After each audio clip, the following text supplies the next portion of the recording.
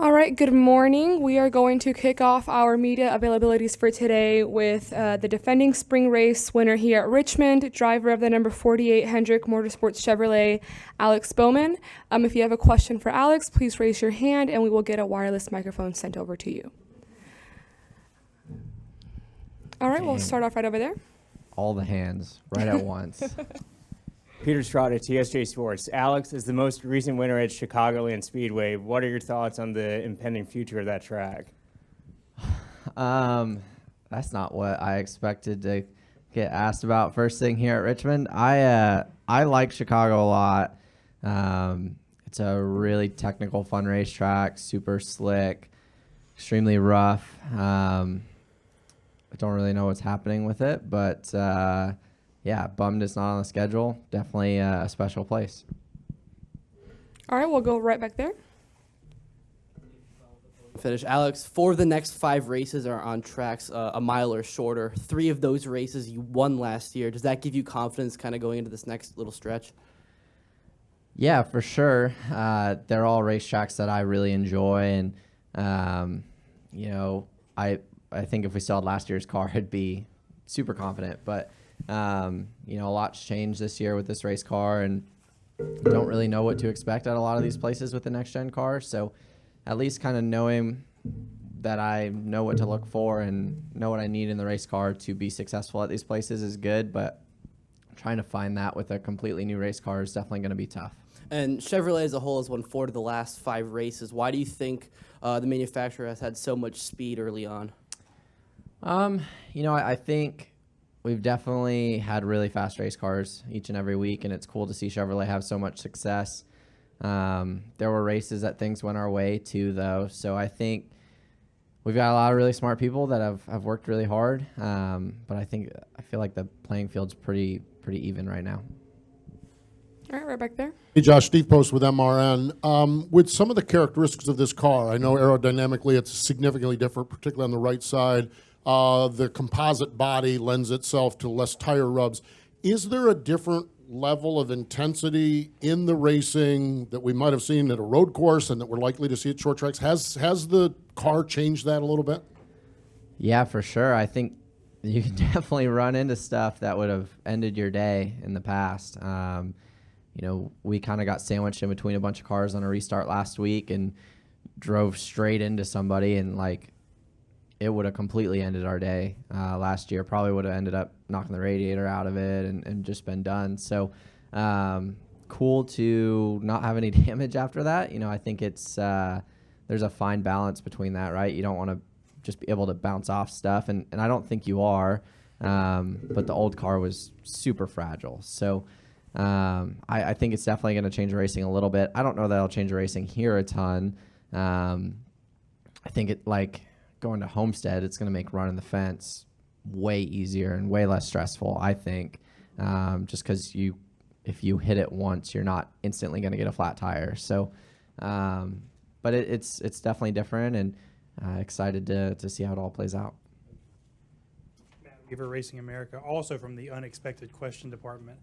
My home track, Mobile, is kind of coming back to life this year, and I know you made a couple of ARCA starts, I believe, there. Do you have any memories of running Mobile or of racing there?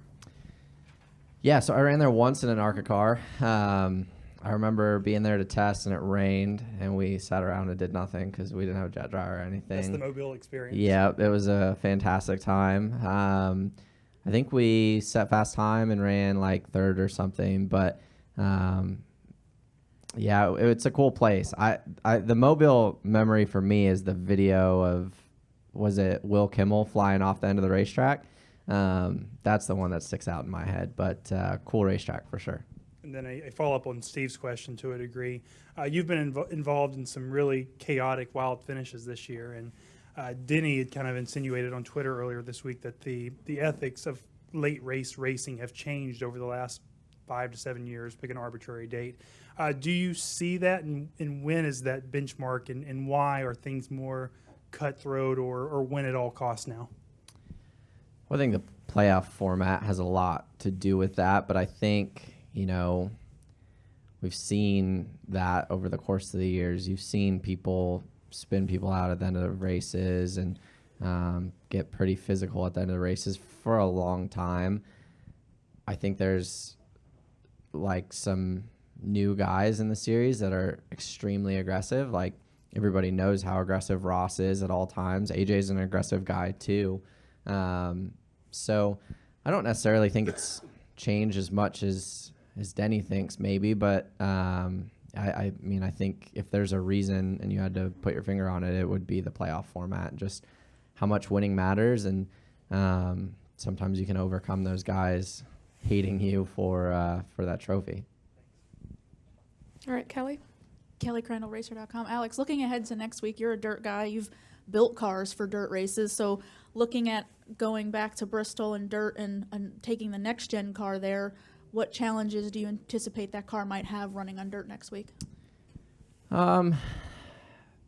Similar challenges to what we had last year. Like I think the cars last year adapted pretty well to the dirt stuff, and obviously, you know, independent rear suspension is way different. I've never driven anything on dirt with independent rear suspension, so it's going to be interesting to kind of learn about that and see how the steering rack is and all that. But I think your main challenges are still going to be visibility, keeping the grille open, like the things we fought with last year. So excited that it's a night race. I think that's going to help everybody, and I'm looking forward to it. I love dirt racing, and while I couldn't see an inch from my windshield last year, I still had a blast when I could see at Bristol. It was a really fun time. All right, we have a question back there. Jordan Bondurant, Odyssey Richmond. I've heard in the past there have been similarities between Phoenix and Richmond.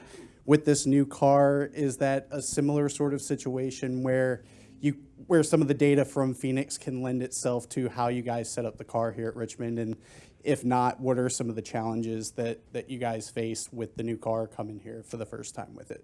Yeah, I think they're definitely similar, especially, I mean, they're two places that I'm pretty awful at, so they kind of lend themselves to each other there. But I think, 1